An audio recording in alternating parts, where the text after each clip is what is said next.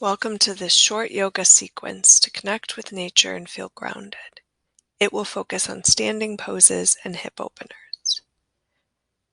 Let's begin just by shaking the whole body, releasing tension, maybe exhaling with a big sigh out through your mouth. And now begin to find your mountain pose, lifting all of your toes, spreading them wide, and then placing them back down. Taking a shoulder roll up and back here, lengthening your spine, rooting down like the roots of a tree. Following your breath in and out, deep and even. Begin to lift your arms up.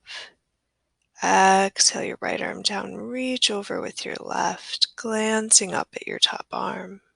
Inhale up. Exhale over to the other side, gazing up if that's okay on your neck. Inhaling back up through center and taking a standing back bend here.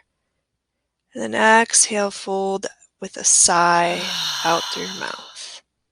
Inhale up halfway, hands on your shins or the ground. Exhale, fold back in. Inhale, arms out like wings, lift them all the way up. Exhale your hands down to heart center. Feeling the grounding energy of the earth. Breathing in and out, deep and even. Take a big step back with your left leg, turning your toes out. Bend your knees and sink the hips into goddess, bending only as much as feels good for you. Bending your elbows, bringing your shoulder blades together on your back. Inhale up to 5 pointed stars, straightening your arms and your legs. Exhaling back into goddess, sinking the hips. Move with your breath now. Inhaling up and exhaling down. If the knees are falling in, try to gently roll them outward and keep your spine nice and tall, listening to your body and what it needs. Now begin to gently bend one knee and then the other, flowing in and out of a half squat. Be mindful of your knees, hips, and ankles. Don't push past your limits. Now turn your toes forward so that the outside of your feet are parallel into a standing wide angle pose.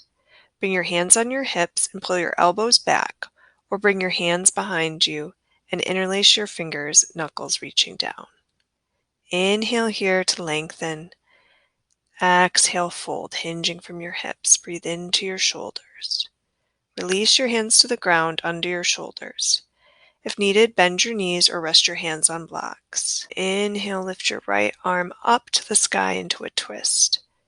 Exhale, bring your arm down. Inhale, lift the left arm and look up if you would like. Exhale the left hand down, bring it back to the center.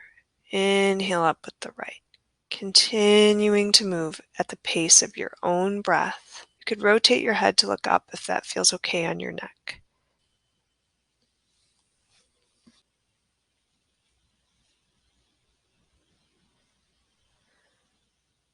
Finishing up now on the left. Bring both hands to center, walk them forward, and then pull your hips back into a wide angle downward facing dog.